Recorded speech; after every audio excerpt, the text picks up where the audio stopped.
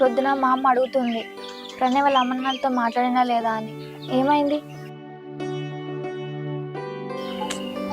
ఏమైంది ప్రణయ్?